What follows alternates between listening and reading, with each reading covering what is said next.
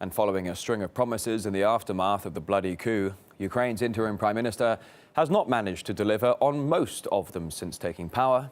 And as RT's Marina Kosareva has found out, he's ultimately backtracked on nearly all of them. The self-proclaimed government in Kiev came to power banking on people's frustration over the collapsed EU deal. If the EU agreement is not signed, then according to Article 111 of the Criminal Code, the president will get 10 to 15 years behind bars. However, later, Arseniy Yatsenyuk had to backtrack on this. We've postponed signing the economic section of this document due to concerns over the possible negative effect that entering the free trade area might have for industrial regions. Easier said than done, apparently, once you have to actually analyze all the pros and cons.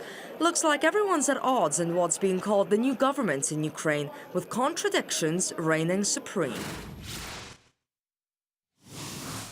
We heard promises from Kiev to join NATO and get as many weapons from member countries as possible. A draft law on the resumption of the process of integration of Ukraine into NATO has been filed and recorded. Provide the maximum possible material and technical assistance in the form of modern military hardware and armaments. Once again, something he had to take back. In order to keep Ukraine undivided, we've decided to keep accession to NATO out of the agenda. What about all those promises to ban the Russian language? I don't want the Ukrainian youth to speak Russian. I want them to speak English. I will make this my top priority. I want them to travel to Europe. This is my assignment. No one's trying to take away your right to speak Russian. According to this law, in all regions dominated by Russian speakers, Russian shall be a regional and de facto official language, and it shall have the same rights as the Ukrainian language. That was a quick 180 and in stark contrast with his previous convictions. A visa regime for Russians was announced for a few hours at one point.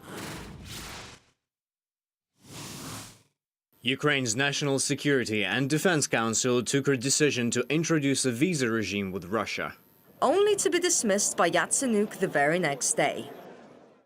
Ukraine should not hurry with introducing a visa regime with Russia, and this move must be mature. After almost a month in office, Yatsenyuk has failed to show what he's capable of other than threats, which he did not follow through on. And questions remain as to whether his long-term policies will be as volatile and as easy to take back as the ones we've seen so far. Marina Kosareva, RT.